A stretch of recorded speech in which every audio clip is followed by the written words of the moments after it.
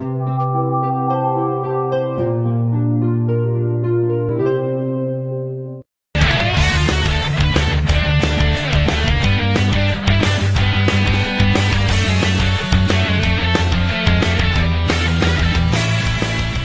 a month ago, we did an episode on gamification. In that episode, you may recall that I invited people working in certain fields, including education, to write to us if they wanted to hear James's ideas for how to apply gamification to their work in greater detail. And indeed they did. A lot of teachers watching the show, apparently.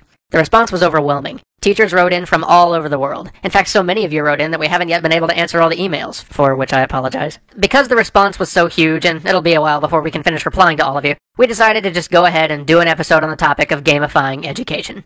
And we could spend many episodes discussing how to gamify classes subject by subject, so we're just going to keep this kind of broad. There are flaws in the way we teach today, systemic flaws which cover every subject and every age. Today we'll be looking at just a few of those flaws and how they might be ameliorated by some of the techniques we've learned through making games, in hopes that it sparks a broader discussion about how we can make education, the foundation of our future, more engaging. Our first topic? Grading. Right now, we're using a grading system that is essentially demotivational and sets up a reinforcing feedback loop for failure.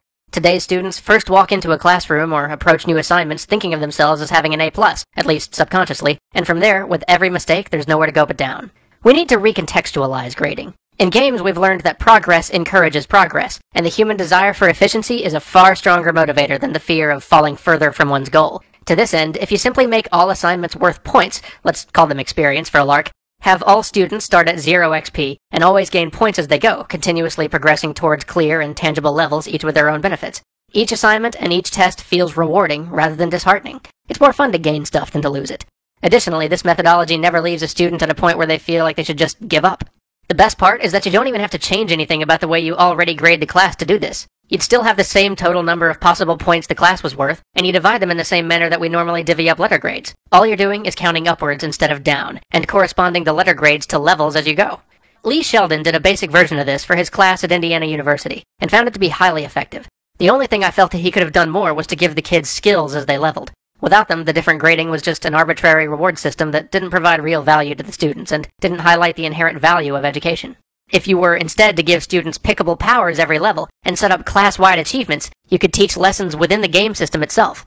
Say you set up class-wide achievements, such as, if one student gets 25,000 experience, the whole class gets a free bonus 100 XP. Or, say 5 students get to 15,000 experience, the whole class gets bonus points. Or maybe a field trip or something, whatever you prefer. With this sort of reward system, you encourage the whole class to be rooting for one another, and you encourage the best students to help out their classmates. You encourage your students to function with camaraderie and as a team.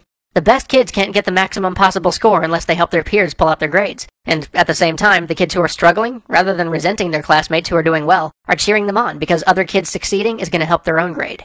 Next, let's talk about agency. One of the biggest hurdles to overcome in education is dealing with kids who have no sense of agency over their lives. Now, what do I mean by students having a sense of agency?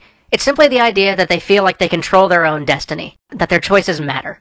A lack of agency can manifest itself in numerous ways. Students feeling like they don't have an option to go to college, the perception that pregnancy is something that just happens, or students feeling like they simply have no power over the life path and choices that their parents make for them.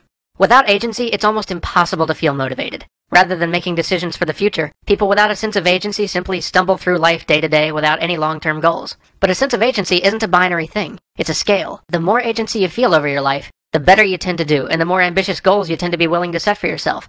Surprisingly, I once read a study saying that people who had a high sense of agency were actually more resilient when external forces beyond their control messed up their plans. Rather than having the expected ego-shattering realization that they didn't have any control, people with a high sense of agency just started off toward their goals again, undeterred, because that was the way to control their destinies.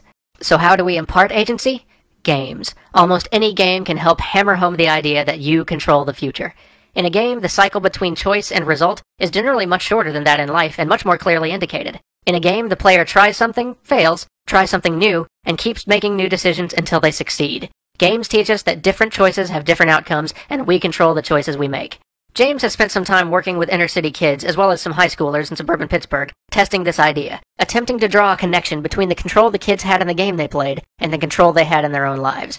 He asked me to stress that he doesn't want to claim expertise here because this was only a brief experiment in an area that needs to be thoroughly tested. But this early test did show a clear impact on at least a portion of the student body, and I wholeheartedly believe that further research will prove this connection. James conducted his tests using Mario, but games could easily be created for any subject that helped reinforce the idea that life isn't something that just happens to you, while at the same time encouraging other skills. Finally, let's talk a bit about external motivators. I don't want to speak for everybody, but at least here in the US, there aren't enough teachers and there isn't enough time in the school day to teach everything that kids need to know. We need kids to remain engaged and continue to learn voluntarily once they leave the classroom. In the long run, there are a lot of ways we can use games to do this, but for now I'll just assume that we're looking for a solution that's implementable right away and has low to zero cost. Now, if you're really ambitious and willing to put in the time, a homemade alternate reality game, or ARG, is the way to go for students in middle school or up. Look up I Love Bees or Year Zero to see the sort of thing I'm talking about. Use the information you want them to learn as the pieces that unlock the next section of the game. In their search for this information, they're bound to stumble upon and learn about lots of other tangentially related topics. Check out deathball.net/notpron for a good example of a more primitive way to do this. I'll put the link down below. Anyway, to do this well, you must integrate it into the classroom and get everyone excited about progressing. The key here is to create mystery and make schooling more magical and wonderful by not really being schooling, but being part of something much larger. You could even pretend to not know about it, or to be on their side by trying to work out a few specific parts of the puzzle yourself. Yeah, your students will know, but you don't want to shatter the fantasy of the other world. ARGs are about communal solutions and information scouring. Your students might even be holding after-school ARG parties to go searching for information if you do it right. On a practical side of things, you should make sure that your unlocks are scattered across the board subject-wise. You don't want the same couple kids figuring out the answers every time. You want the kid who's good at sports to be the star of the class one week, and then the kid who's good at history the week after. This will get them sharing ideas and communicating.